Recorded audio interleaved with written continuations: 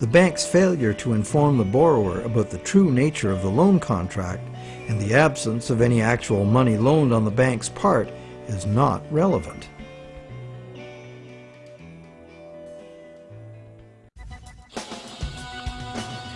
So, to conclude our investigation, it appears that modern banking practice rests on several distinct violations of common law, common sense, and natural justice. The first violation is the fraud the borrower commits by pledging as collateral property the borrower does not yet own. And the bank is complicit, as it knowingly accepts the fraudulent pledge as backing for the credit it creates. The second violation is the failure of the bank to disclose the true nature of the contract. The bank calls it a loan, leading the borrower to believe that he or she is receiving a loan of existing money. But the bank knows full well it has provided only a brand new promise to pay, simply typed in on a computer screen. A promise that the bank knows it will probably never have to fulfill. Thirdly, the loan agreement should be invalid because impossible contracts are legally invalid. The bank is creating an impossible contract because the conditions required to guarantee that the borrowers have the opportunity to pay off the principal plus interest are not met. Unless the system enforces 100% recycling of both principal and interest, which it emphatically does not, some borrowers are going to default and lose their collateral simply due to the systemic shortage of money.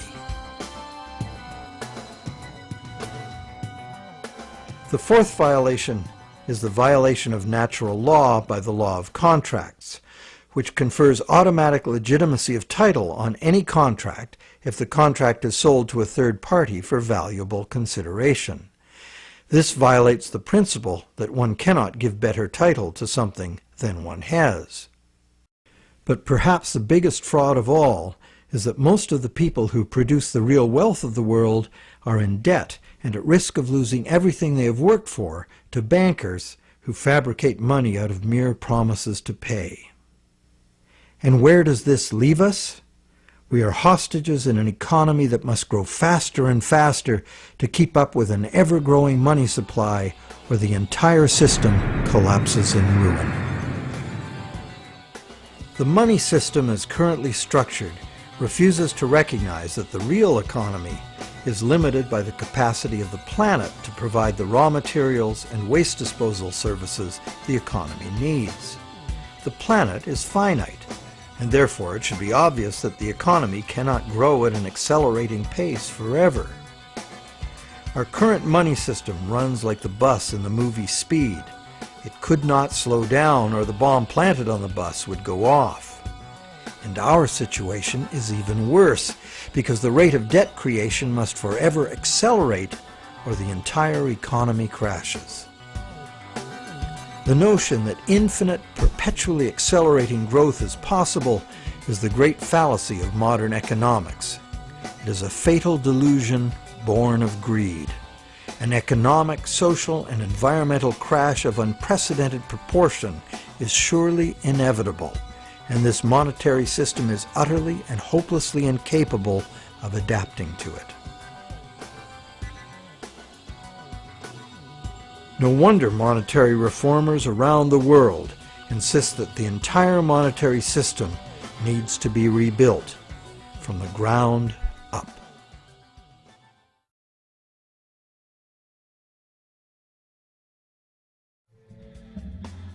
So what is the solution? One idea many people suggest is to return to the days when money was backed by gold. Gold, they argue, is the true money because it's inherently valuable. The underlying principle here is that money should be a commodity that is valuable due to its scarcity, as gold is scarce. As a general rule, those who hold this view of money also believe that money should exist independent of government. Another school of thought, diametrically opposite, is that the creation of money should be the exclusive prerogative of governments. Government, which represents all the people, should spend money into existence in the public interest. thus backing the currency with what it was spent on.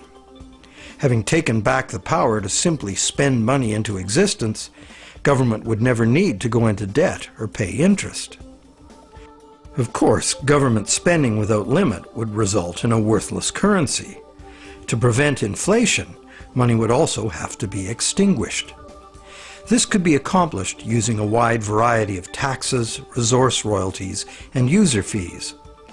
Government spending and government taxes would, therefore, be interdependent and would equal each other in a perfect equilibrium. However, the goal of taxation would be to achieve price stability, as the government would have no need of tax revenues in order to operate. Over the centuries, both the gold-based system and various government credit money systems have been used, with the gold-based system prevailing well into the 20th century. This wasn't because government credit money didn't work. It did within the country itself, where it was accepted in payment of taxes. But until the invention of modern currency exchanges, international trade had to be carried out in gold. In addition, gold has had an almost supernatural fascination for humans for a very long time.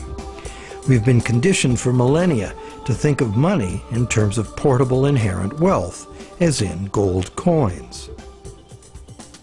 However, this is not the only way to think of money, nor in the era of runaway debt money is it any longer accurate. Money is, at its root, an idea that humans invented in order to turn simple subsistence into complex civilization.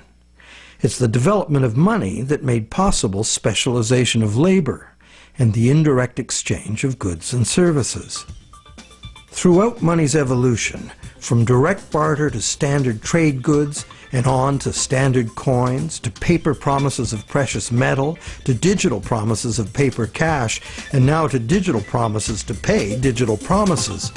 Throughout this long evolution, the prevailing idea has always been to achieve greater flexibility by using convenient and secure promises to pay instead of money itself.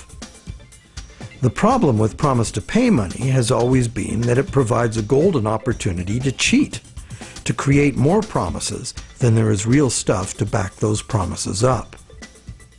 But is there a way to make the exchange of actual money just as convenient and secure as the promise to pay system? Now there is.